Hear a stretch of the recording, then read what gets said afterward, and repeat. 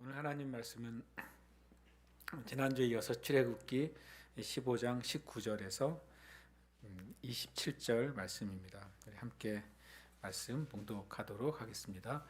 바로의 말과 병거가 마병이 함께 바다에 들어가매 여호와께서 바닷물을 그들 위에 되돌려 흐르게 하셨으나 이스라엘 자손은 바다 가운데서 마른 땅으로 지나간지라. 아론의 누이 선지자 미리암이 손에 소고를 잡으매 모든 여인도 그를 따라 나오며 소고를 잡고 춤추니 미리암이 그들에게 화답하여 이르되 너희는 여호와를 찬송하라. 그는 높고 영화로우심이요 말과 그 탄 자를 바다에 던지셨음이로다 하였더라. 모세가 홍해에서 이스라엘을 인도하매 그들이 나와서 수르 광야로 들어가서 거기서 사흘 길을 걸었으나 물을 얻지 못하고 마라에 이르렀더니 그곳 물이 써서 마시지 못하겠으므로 그 이름을 마라라 하였더라. 백성이 모세에게 원망하여 이르되 우리가 무엇을 마실까 하며 모세가 여호와께 부르짖었더니 여호와께서 그에게 한 나무를 가리키시니 그가 물에 던지니 물이 달게 되었더라. 거기서 여호와께서 그들을 위하여 법도와 율례를 정하시고 그들을 시험하실세 이르시되 너희가 너희 하나님 나 여호와의 말을 들어 순종하고 내가 보기에 의를 행하며 내 계명에 귀를 기울이며 내 모든 규례를 지키면 내가 애굽 사람에게 내린 모든 질병 중 하나도 너희에게 내리지 아니하리니 나는 너희를 치료하는 여호와임이라. 아멘. 한 절 더 남은 함께 읽습니다. 그들이 엘림에 이르니 거기에 물샘 12과 종려나무 70그루가 있는지라. 거기서 그들이 그 물 곁에 장막을 치니라. 아멘. 오늘 제가 이 함께 나눌 그 주제 말씀을 이렇게 정해봤습니다. 함께 읽겠습니다. 죽이는 물과 살리는 물. 원래는 제가 이제 제목을 이제 미리암의 그 노래와 마라에 쓴 물이라는 것을 그냥 내용을 그냥 설명해주는 제목을 원래는 달았었어요. 그리고 이제 말씀을 이제 계속 보다가 이제 요 제가 지금 나누는 죽이는 물과 살리는 물이라는 어떤 주제로 이 말씀을 이해할 때 또 하나님께서 우리에게 말씀하시는 것이 있겠구나라는 생각을 좀 갖게 돼서 예배 드리기 얼마 전에 제목을 바꿨어요. 저는 보시면 알겠지만 실은 다 물이잖아요. 온천지가 물입니다. 홍해도 물이고 마라에서 있었던 물도 물이죠. 그리고 나중에 마지막에 이르게 되는 그 종착역도 물이에요. 근데 그것이 같은 물인데 죽이기도 하고 살리기도 하는 거예요. 그래서 오늘의 주제는 그게 어떻게 보면 다이기도 합니다. 근데 말씀 가운데 그것을 우리가 찾아볼 필요가 있는 것이죠. 죽이는 물과 살리는 물이 따로따로 존재한 게 아니라 같은 물이었다는 거예요. 그러면은 우리가 때로는 우리의 삶을 살리는 물이 필요하잖아요. 살리는 요소들이 필요하거든요.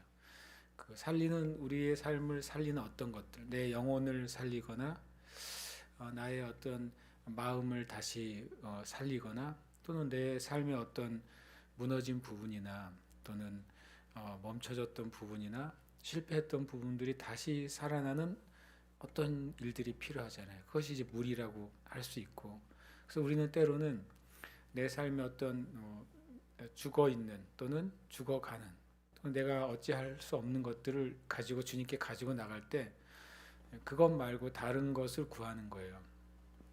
실제로 많은 경우 우리의 기도가 다른 것을 구합니다. 그러니까 잘못된 것이 아니라 지금 있는 것이 잘못됐기 때문에 나에게 주님께로부터 오는 어떤 또 다른 것을 달라고 구할 때가 있습니다. 그리고 실제로 그것이 하나님이 그 다른 것을 구하도록 우리 이끄실 때 우리는 다른 것을 구해야 되죠. 그리고 하나님은 그것을 주시는 분이에요. 또 한편으로 우리의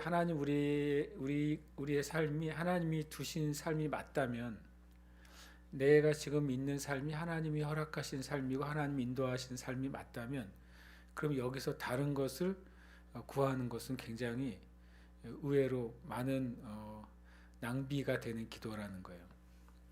왜냐하면 주님이 나에게 지금 내 삶이 주님이 허락하신 삶이라고 믿어진다면 이 내 삶의 자리가 죽이는 물의 자리이기도 하고 살리는 물의 자리도 될 수 있는 것입니다.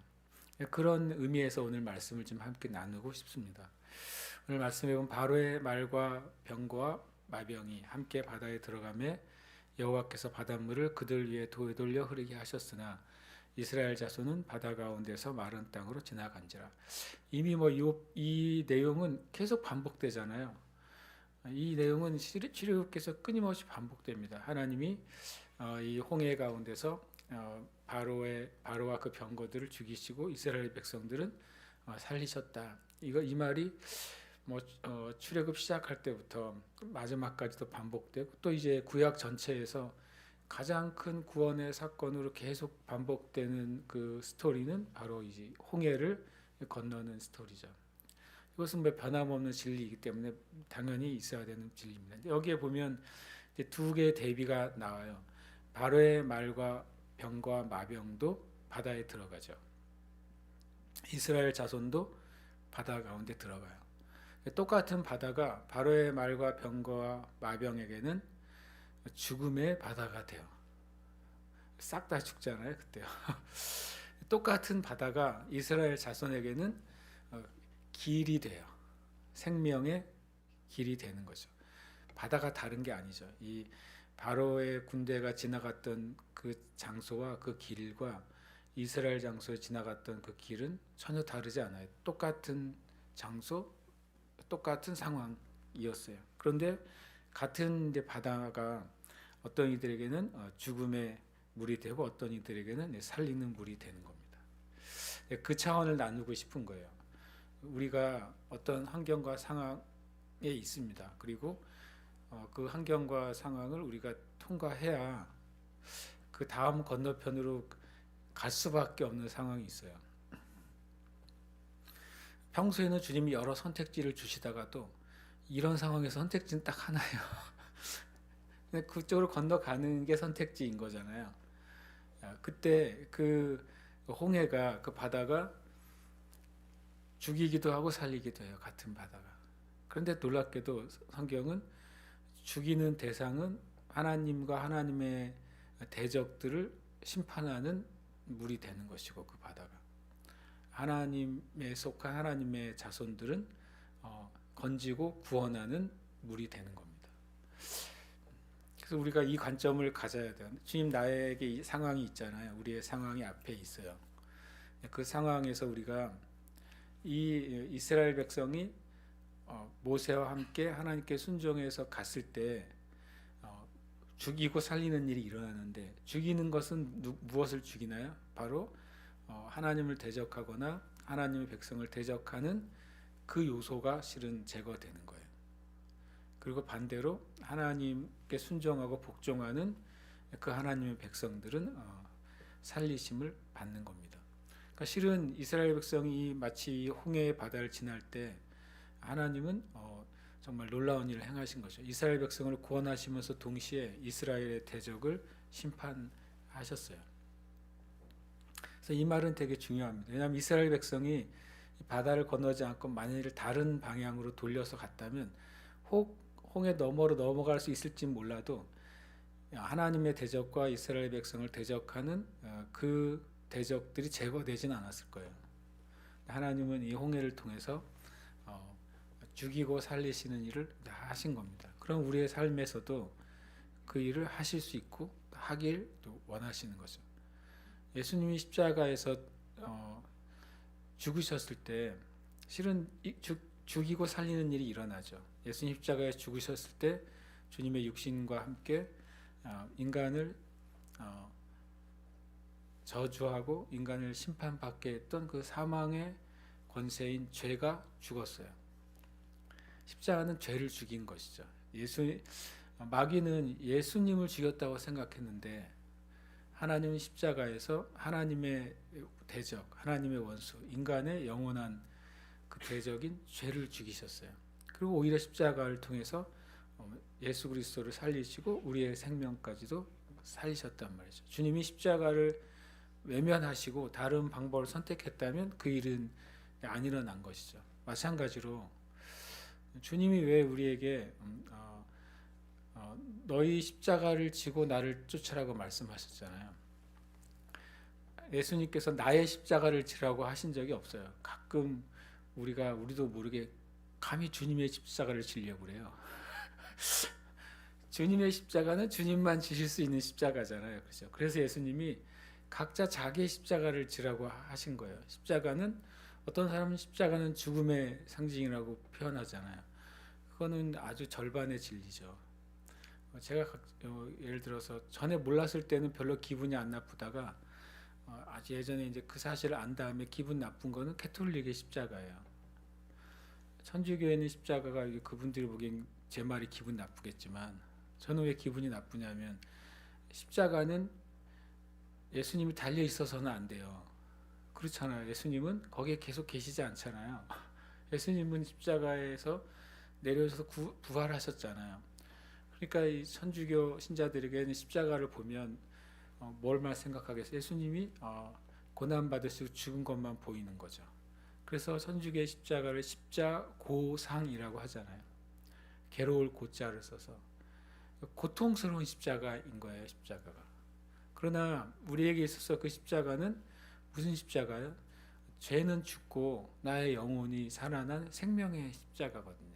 우리가 그거를 보는 교회의 십자가에 만약 누군가가 실수로 예수님이 걸려있는 십자가를 놓으면은 잘못된 신앙 고백을 하는 것이나 마찬가지예요. 이 하나의 그 십자가의 사건이 마귀의 권세인 사망은 제거하고 하나님의 생명의 구원을 우리에게 주신 놀라운 사건이잖아요. 마찬가지로 이 홍해도 그래요. 이 마귀와 마귀의 세력에게는 심판의 물이었어요. 그리고 하나님의 백성에게는 구원과 생명의 물이었어요. 제 말은 우리 앞에 있는 어떤 물이, 어떤 홍해가 이렇게 되게 할 수 있는 것이죠. 내가 내 앞에 있는 홍해를 믿음으로 통과할 때 하나님을 대적하고 하나님의 자녀인 나를 대적하는 그것을 제거할 수 있는 기회인 거예요.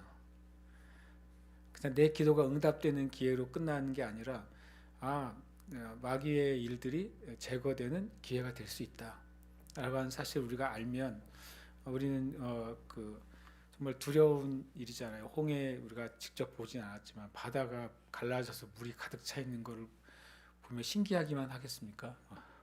엄청 두렵잖아요. 거길 지나가려고 하면 그 길을 내가 통과할 때 하나님 놀라운 일을 행하신다는 것을 우리가 믿을 수 있는 것이죠. 그러고 나서 그 말씀이 계속 이어집니다. 아론의 누이 선지자 미리암이 손에 소고를 잡음에 모든 여인도 그를 따라 나오며 소고를 잡고 춤추니 미리암이 그들에게 화답하여 이르되 너희는 여호와를 찬송하라. 그는 높고 영화로우시며 말과 끝한 자를 바다에 던지셨음이로다. 제가 어렸을 때 불렀던 찬양 있었어요. 내가 주를 찬송하리 높고 영화로우신지. 막 이 가사 이게 계속 반복되잖아요. 예전에는 그게 이제 누가 가사를 쓴 줄 알았어요. 어느 그 찬양 인도자가. 그랬더니 이분 가사를 쓴 게 아니라 여기 미리암이 쓴 가사를 찬양한 거잖아요. 출애굽기 15장의 앞에는 모세의 긴 노래가 나오는데 미리암의 그 노래는 엄청 짧아요. 그렇죠. 한 줄짜리인 거예요. 그래서 이것을 가만히 보다가 이제 새로운 이제 묵상을 하게 됐어요. 첫 번째로는 여기서 미리암에 대해서 호칭을 적어요. 뭐라고 하냐면 선지자 미리암이라고 합니다. 선지자 미리암. 굉장히 독특하잖아요. 선지자 미리암이라고 아예 성경에 쓰여져 있어요. 선지자 미리암이라고 하는 것 그냥 아론의 누이 미리암 그러면은 이 의미가 이제 없어지는데 아론의 누이인데 그가 선지자라는 사실을 말하고 있습니다. 그가 손에 소고를 잡음에 모든 여인도 그 선지자 미리암을 따라 나왔어요. 여기 여인들은 선지자를 따라 나온 거예요. 이 하나님이 미리암을 이 선지자로 삼으셨고 미리암이 선지자라고 한 이유는 뭐냐면 성령에 감동된 하나님의 사람 말하잖아요. 그럼 선지자 미리암이 그냥 나온 게 아니라 만약에 그냥 미리암 그랬으면 그냥 미리암이 흥에 기어서 나왔다는 말이 돼요.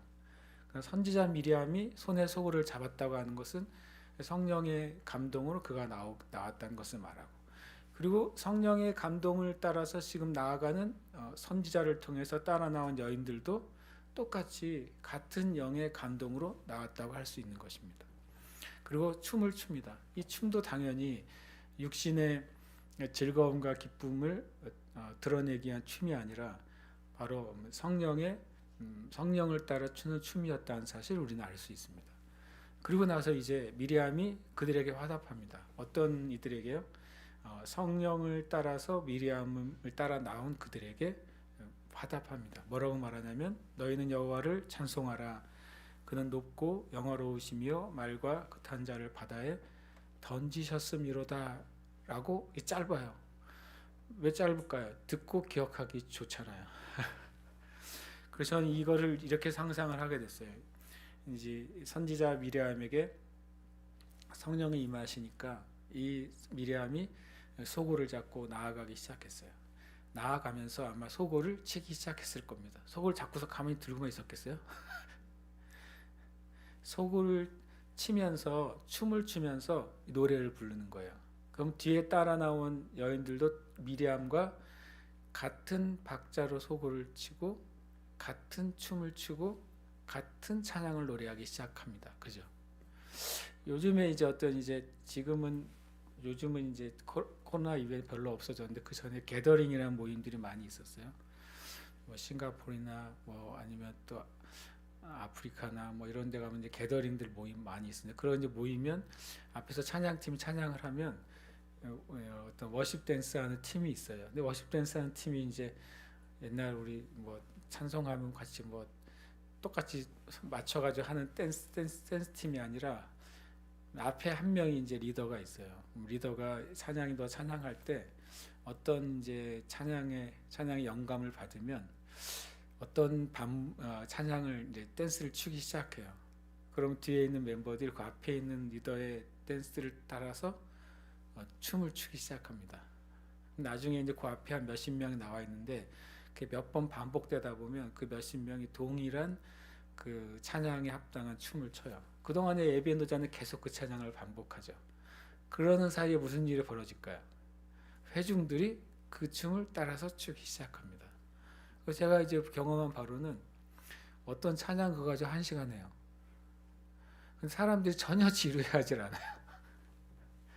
계속 반복되면서 그 안에서 어떤 사람은 이제 기도가 풀어지기도 하고 어떤 사람은 거기서 주님을 경배하기도 하고 이렇게 은혜가 풀어지는 걸 제가 본 적이 있어요. 제가 보기에 그것의 원류는 이거예요. 미리암이 먼저 앞서 나가고 소고치며 춤추며 찬양한 것이죠. 그래서 이것은 제가 보기에 교회의 하나님의 역사에 대한 어떤 한 성령 안에서 이렇게 흘러가는 예배의 흐름을 이제 보여주고 있다고 제가 보여집니다. 다시 말하면 이 찬양은 선지자인 미리암의 찬양이에요. 그러니까 성령으로부터 나온 찬양이죠. 그래서 이 찬양은 성령의 기름 부음이 적셔진 찬양인 거죠. 이것을 함께 따라 나와서 함께 쏘고치고 춤추며 노래하는 그 여인들에게도 이 성령의 기름 부음이 계속 확장이 되는 거죠. 이것이 계속 반복됐다고 생각해 보세요. 회중 가운데서 이 어떤 일단의 미리암과 그를 따라 나온 여인들이 유대인들은 대부분 이제 찬양할 때 동그랗게 우리나라 강강술래처럼 그렇게 춤을 추더라고요. 그렇게 막 이것이 이제 찬양하기 시작했을 때 이스라엘 회중 전체 가운데 이 찬양이 흘러갔을 겁니다. 이 짧은 찬양이잖아요. 너희는 여호와를 찬송하라. 그는 높고 영화로우시며 말과 극한 자를 바다에 던지셨음이로다. 그래서 이 성령으로부터 흘러나온 짧은 노래가 이스라엘 회중 전체에 흘러갔을 겁니다.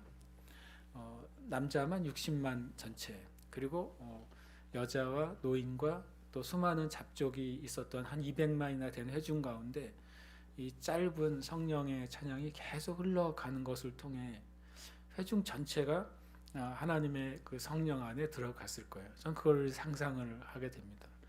이제 홍해를 건너고 그려 눈앞에는 그동안 자신들을 이제 묶어왔던 노예화했던 그 애굽의 병사들이 이제 그 시신들이 강가에 있었다고 성경에 말하잖아요. 그것을 보는 것 앞에서 이스라엘 백성들이 선지자 미리암을 따라 성령의 소고와 춤과 찬양을 한 것이죠.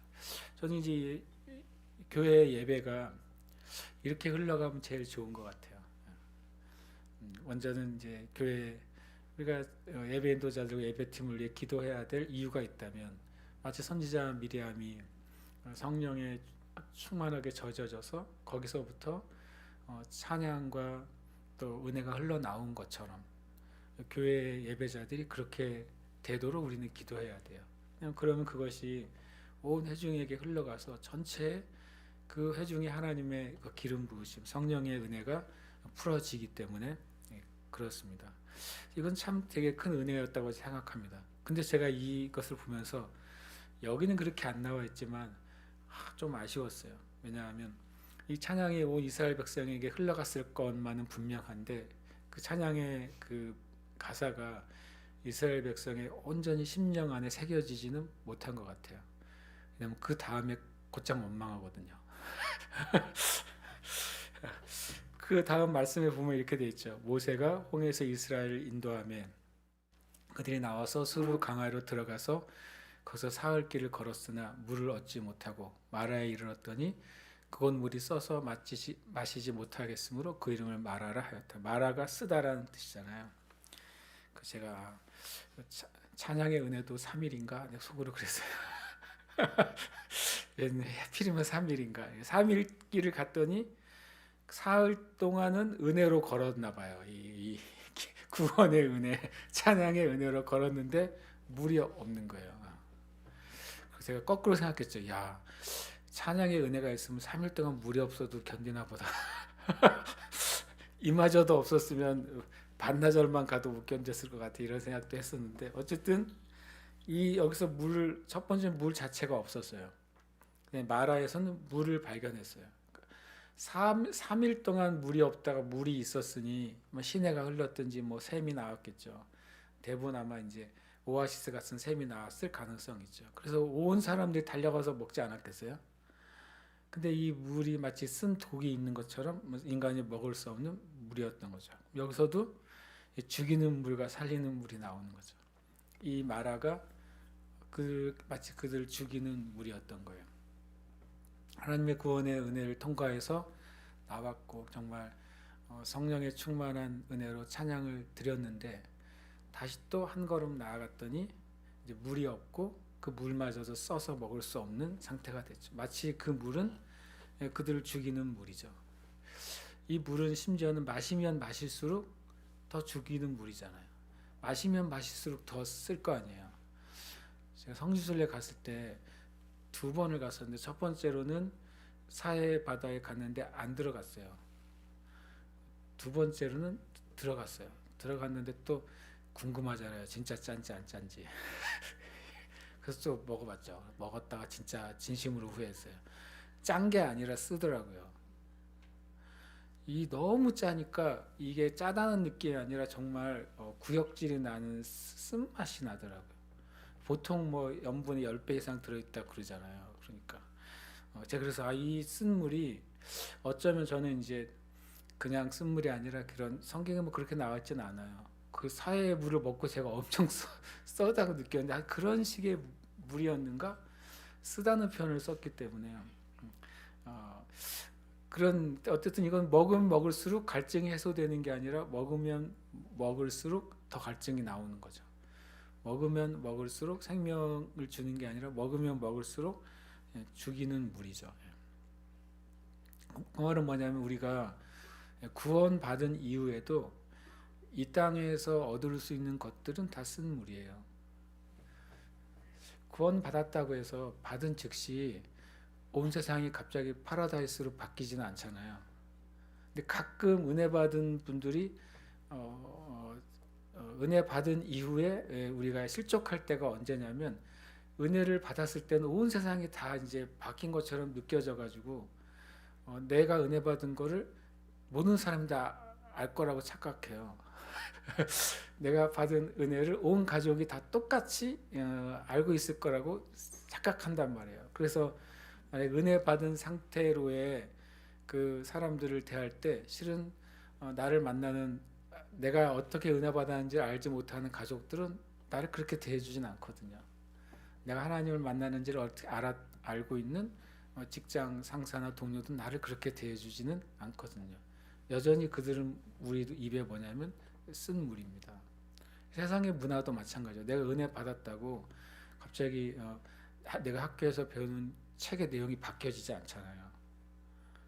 내가 은혜를 받았다고 내가 만나는 사업상 만나는 사람들의 마음이 확 뒤집어져 있지 않잖아요. 그들은 그냥 그대로 뭐예요? 그대로 쓴 물인 것이죠.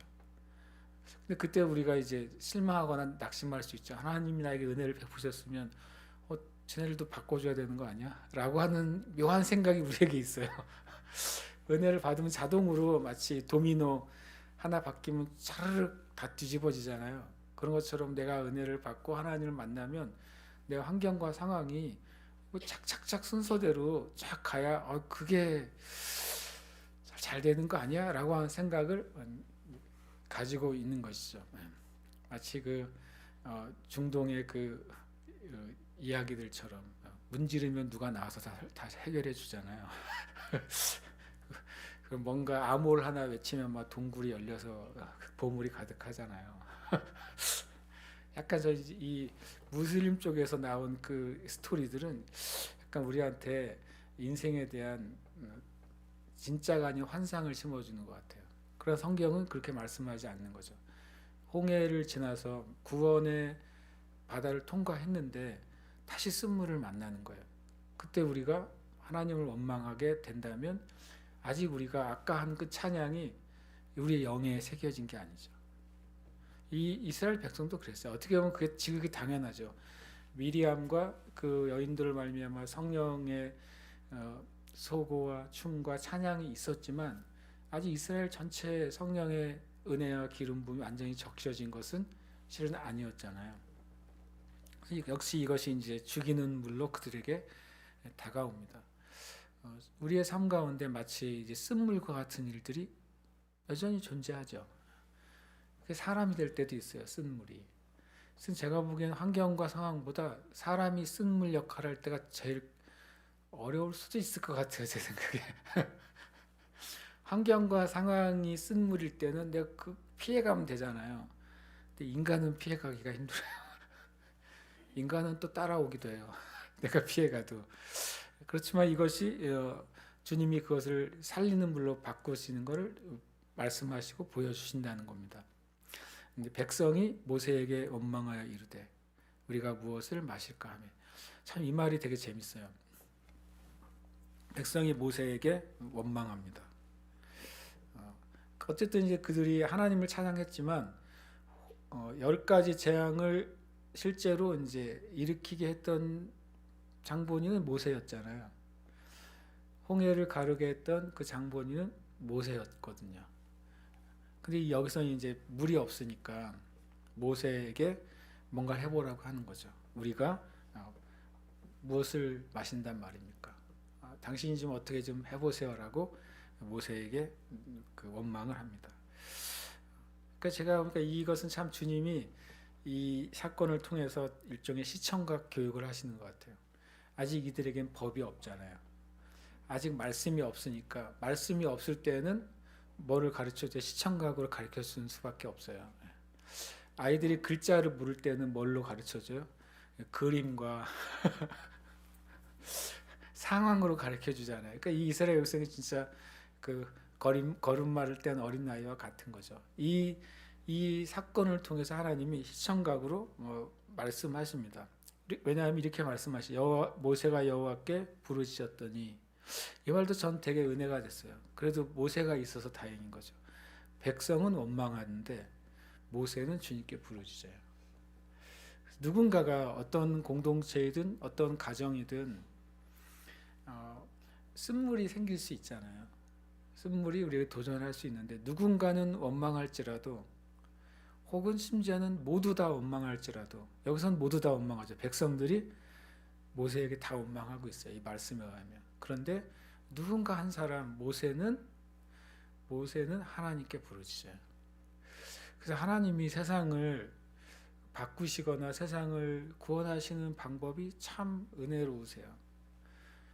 우리가 생각하는 확률이나 비율이나 어떤 그런 식으로 한다면 하나님이 이스라엘 백성을 사랑하시거나 이끄실 이유가 없어요. 왜냐하면 다 원망하고 있잖아요. 근데 그 한 사람 모세는 이 원망을 뒤로 하고, 왜냐하면 이 모세는 이 백성들에게 할 말이 엄청 많잖아요. 그 10가지 재앙이 있을 때 하나님 얼마나 보호하셨는지, 그리고 홍해 가운데 얼마나 큰일을 행하셨는지, 우리 식으로 하면 다 보고도 다 경험하고도 금방 생각과 말이 바뀌는 그들을 향해서 분명히 모세가 책망할 수 있는데 그렇게 안 하고, 모세는 백성을 향해 있지 않고 백성을 향한 얼굴을 돌이켜서 하나님께 향한 거죠. 누군가 한 사람이 있으면 돼요.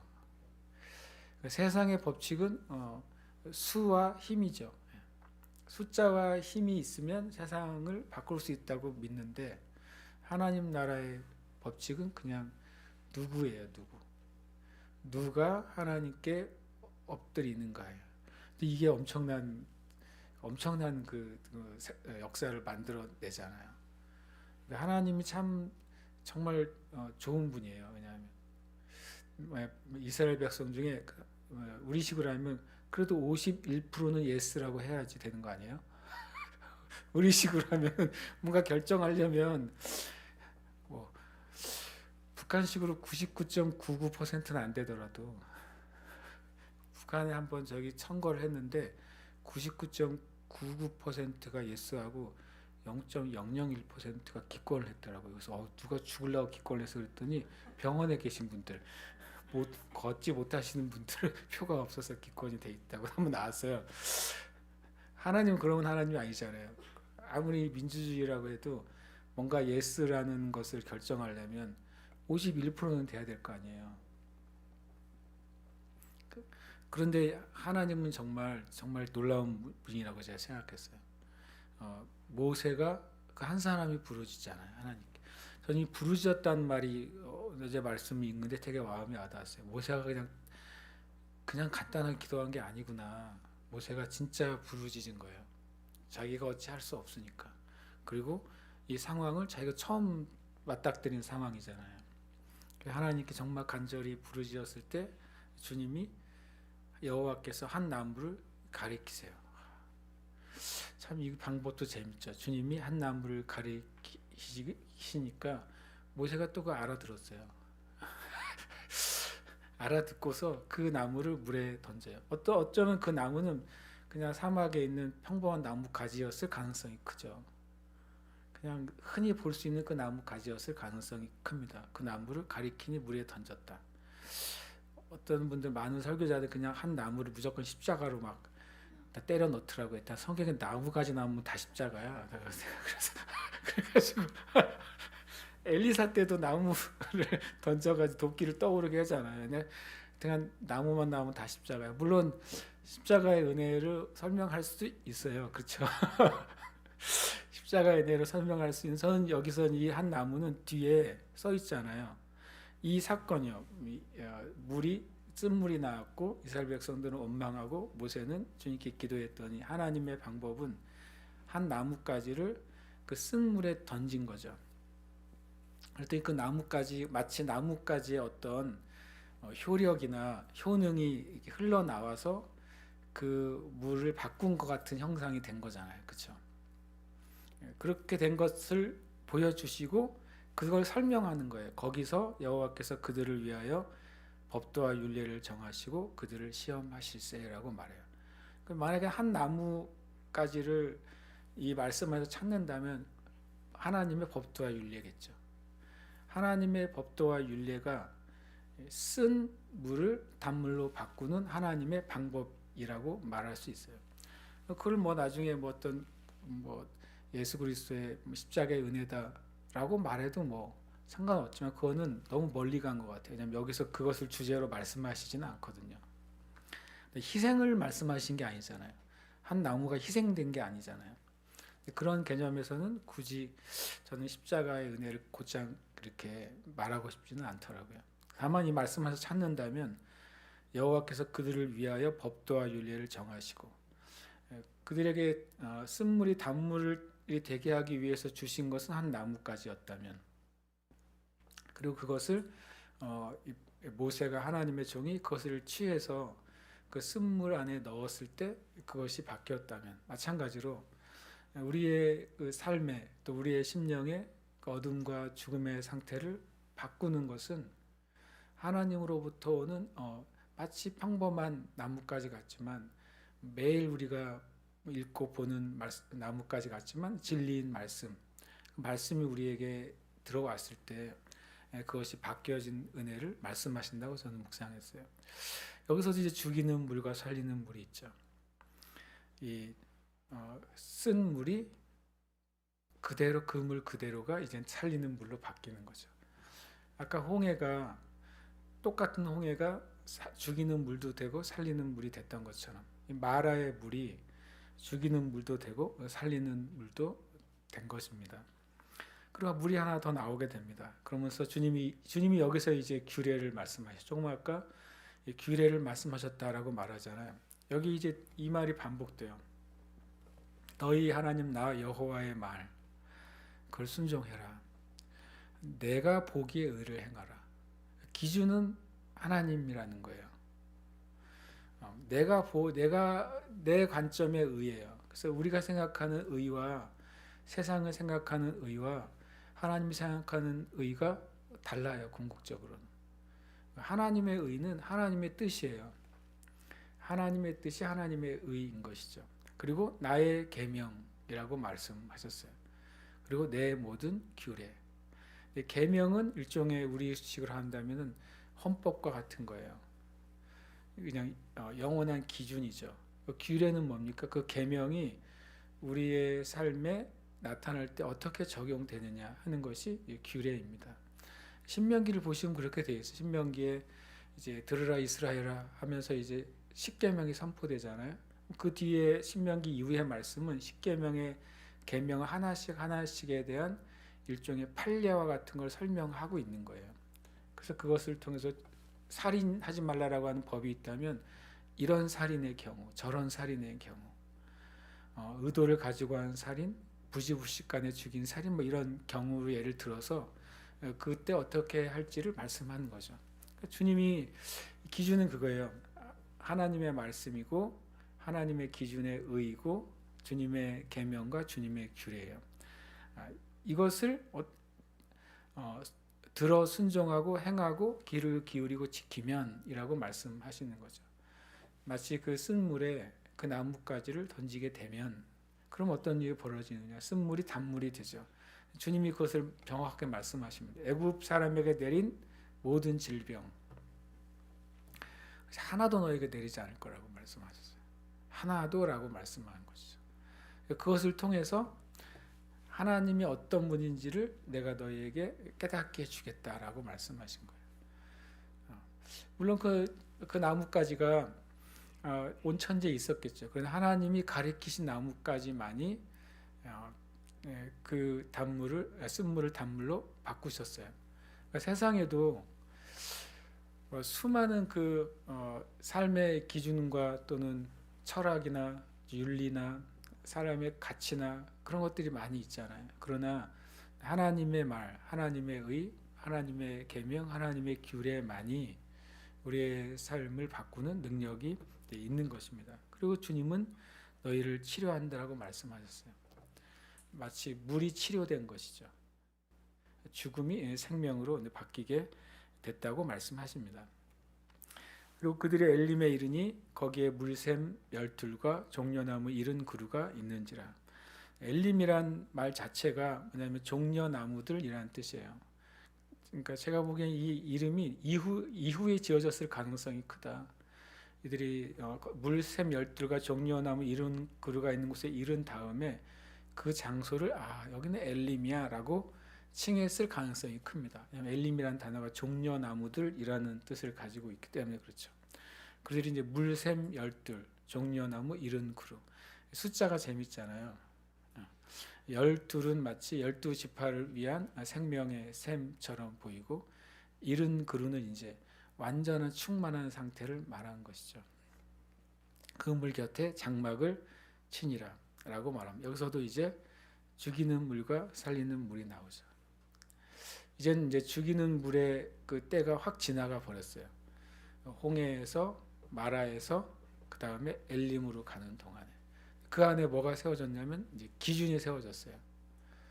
그 전까지는 기준이 없었는데 이제는 하나님의 말씀, 하나님의 의, 하나님의 계명, 하나님의 그 규례가 이제 기준이 된 것이죠. 그 기준에 따라서 그 장소가 죽이는 장소도 되고 살리는 장소도 되는 거예요. 그 환경이 죽이는 환경도 되고 살리는 환경도 되는 것이죠. 그리고 그 물이 죽이는 물도 되고 살리는 물도 되는 것이다. 이것이 참 우리의 삶 가운데 엄청 중요한 기준이 되면 돼요. 아까 말씀드린 것처럼 말씀이 없던 시절에는 시청각 교육을 하실 수밖에 없었어요. 하나님이. 그러나 말씀이 우리에게 주어진 다음에는 그 말씀을 누가 주의하여 보느냐, 누가 그 말씀을 마음에 두고 새기느냐, 그 말씀을 믿고 믿음으로 고백하느냐가 바로 이제는 이제 중요한 기준이 된 것이죠.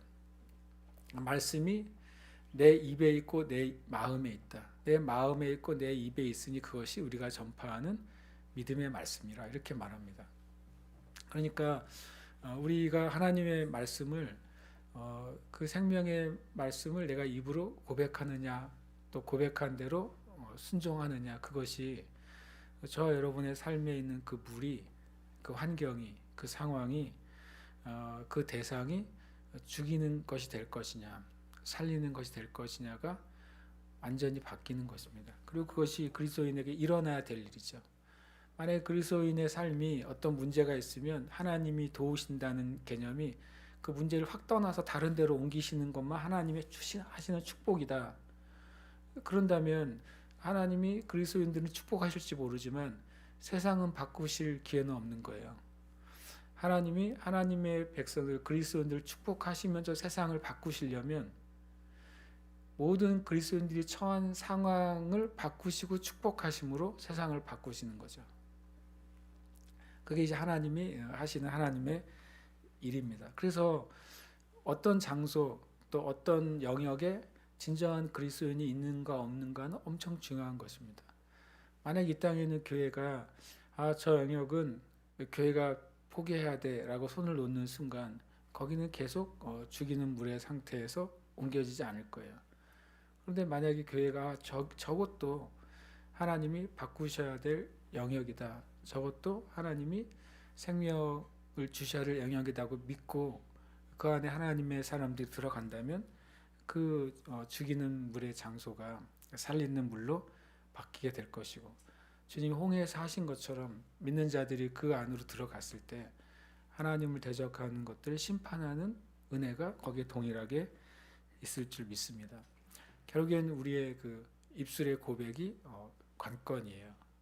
내가 어떤 말과 어떤 믿음의 고백과 어떤 진리를 고백하느냐, 그것이 이제 바로 열쇠가 되는 것이죠. 함께 이 시간 기도하겠습니다.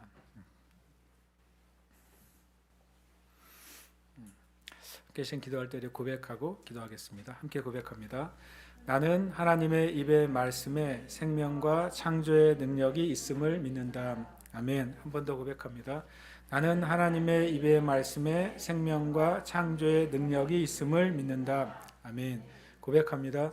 나는 입술의 말에 생명과 사망이 달려 있음을 안다. 생명의 말은 생명을 준다. 한 번 더 고백합니다. 나는 입술의 말에 생명과 사망이 달려 있음을 안다. 생명의 말은 생명을 준다. 아멘. 고백합니다.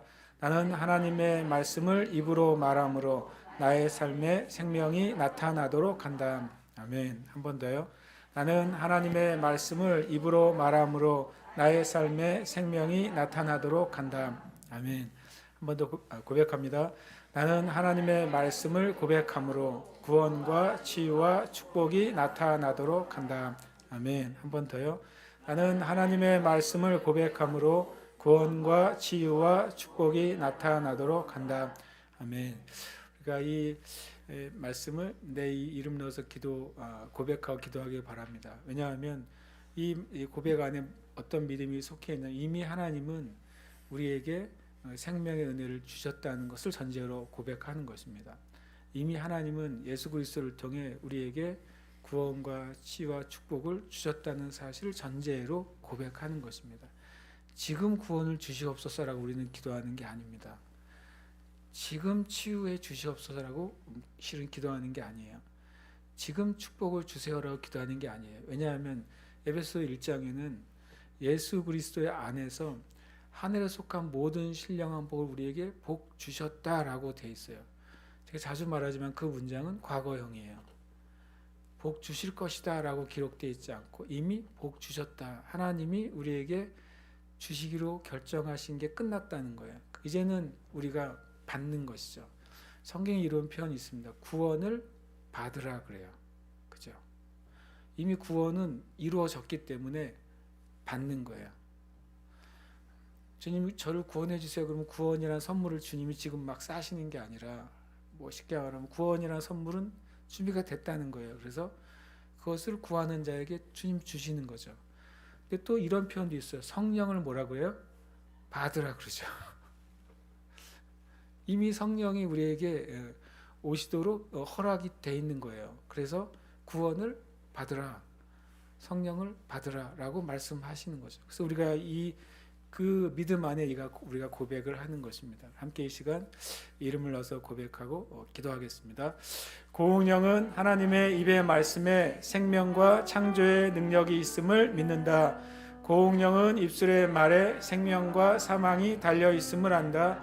생명의 말은 생명을 준다. 고운영은 하나님의 말씀을 입으로 말함으로 나의 삶에 생명이 나타나도록 한다. 고운영은 하나님의 말씀을 고백함으로 구원과 치유와 축복이 나타나도록 한다. 아멘.